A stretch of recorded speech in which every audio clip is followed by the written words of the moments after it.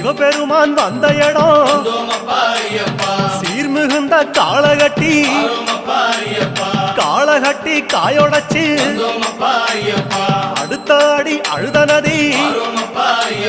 சபரிமலை பயணந்தானப்பா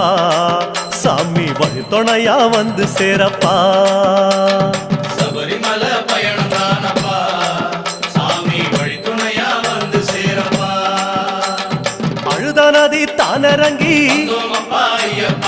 ஆறுதலா தாங்குளிச்சு அடியில் ஒரு கல்லெடுத்து ஆழி பூச பண்ணி புட்டு காந்தமல ஜோதியானவா எங்க காவலாக வந்து சேரப்பா